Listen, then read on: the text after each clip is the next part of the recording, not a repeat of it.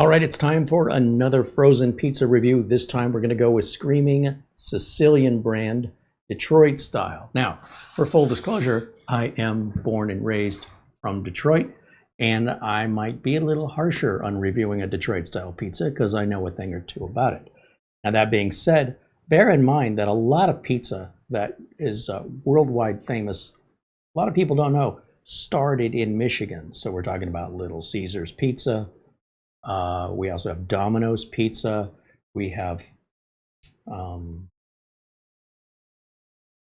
Jet's Pizza, which is not as well known yet, but they're expanding out. They actually serve a proper Detroit style pizza.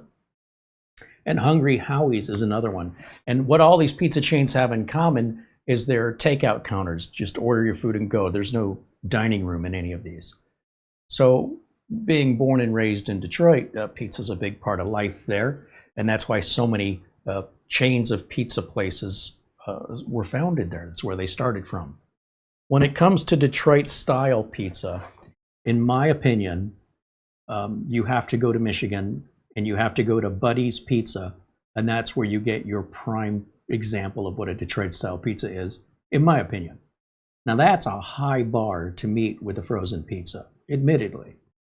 But I will tell you, where frozen pizzas are talked about, I think Screamin Sicilian has one of the more reliable frozen pizza brands out there as far as my perspective on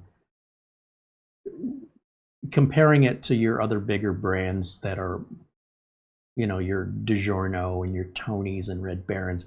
This is like a step above, just if it says Screamin Sicilian on it in general. So I've never had this before, this Detroit style from them, but other pizzas I've had from them and their stromboli, fantastic. So I am familiar with the brand. I am looking forward to this.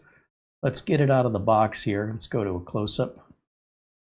And it wants this at 425 degrees, preheated, and they've included a baking pan. A lot of Detroit style pizzas include the pan. And the reason they do that is on a Detroit style pizza, the cheese goes all the way across the edge and it burns down the side. And so you need a pan to catch that cheese. The downside is usually these pans don't have any holes on the bottom.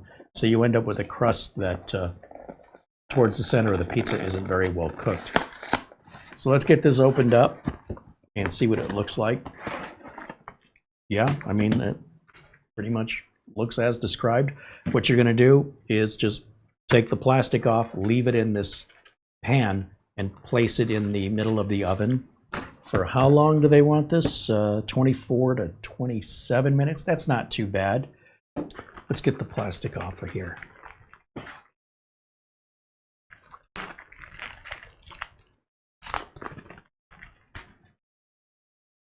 So a Detroit style pizza needs to have enough cheese on it to melt off to the sides, and those crispy edges of the burnt cheese are just magical if you've never had it. I don't want you to think of like a Pizza Hut pan pizza. It is a similar dough, but the way the cheese is done on this, also a Detroit style pizza will usually, if it's done in the traditional way, have the sauce kind of placed on top, not like a covered entirely, just a couple lines of sauce over the top. I'm actually prefer it without that, only because it gives our pepperonis a chance to crisp up. And if we look on the bottom of this tray, there's no holes. So what that means is you're going to end up, I'm going to predict this here, because like any frozen Detroit style pizza like Motor City or others, what you're probably going to end up with is a crust that's really, really brown, or a pizza rather, that's brown all around the edges, and in the middle, not so much. And then you'll find the crust as you bite into it will be much more crispy and solid at about 1 inch away from the center or from the inside of the pizza, or towards the middle. And then as you work towards the middle, it gets softer and softer. Now, in a real pan style pizza at a proper restaurant in Detroit, that's not what you experience in the restaurant. And if you're not familiar with the Screamin Sicilian brand, every box contains a free mustache. You just punch that out.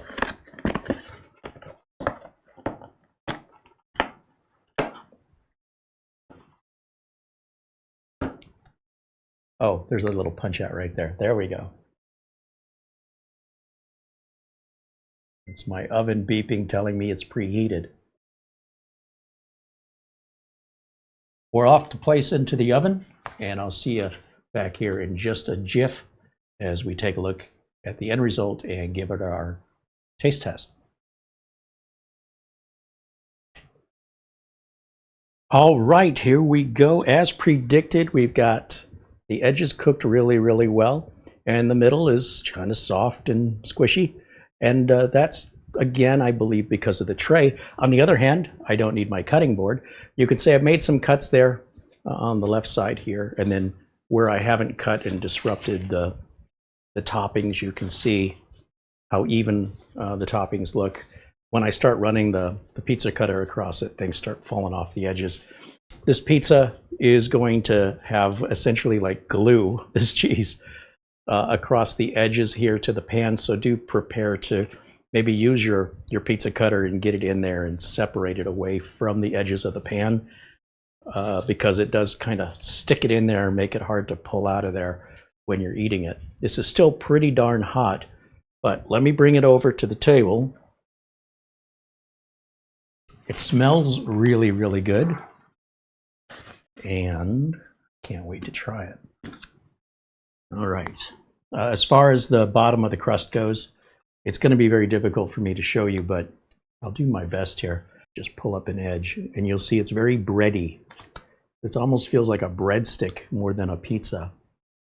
And a proper Detroit-style pizza should feel much more better cooked than this. However, when you get to the corners, and everybody wants the corner pieces on a Detroit-style pizza, see the way the cheese is burned here? This will be a good bite for me to try because of we got pepperoni, we got cheese, and we got the favorite part, the burned part, up into the corners. Here we go.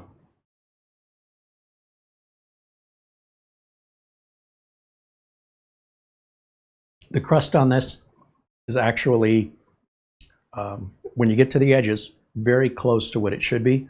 I'm afraid as we go towards the middle and away from the edges, that it's going to be more bready and less crust. However, let me bring this up to the camera. It is quite a large amount of bread, as you can see from my bite, how much bread that is. And then this nice crispy, chewy part of cheese, which is, oh, I bet that's the best thing ever. All right. Yeah, that does not disappoint. You can't go wrong with some good, slightly charred cheese like that. So good. You know, a brownie would cook in a similar type pan, and everybody wants the edges of the brownie. Think of that, but in the form of pizza. Okay.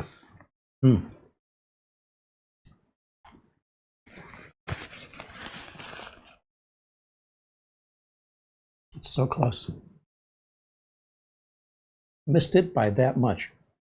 I'll put the price I paid for this over here. I'm not sure what I paid, but it's good. Okay, it's better than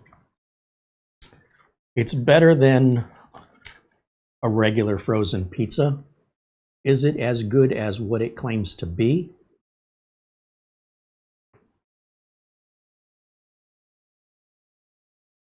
Mostly. There's no issue with tasting the cheese or the sauce or the pepperoni, but overwhelmingly you're tasting bread. And it's a good bread, don't get me wrong, but a pizza this thick is going to be quite a hearty meal. It's going to fill you up pretty quick. So depending on if you're in the mood for that, I think is going to be a key factor on whether or not you're going to like it. But it's not like there's too little of toppings or too much bread. It's just a lot more bread than what you might be expecting from a pizza. So that said, let me just finish this piece here and I'll give you a score.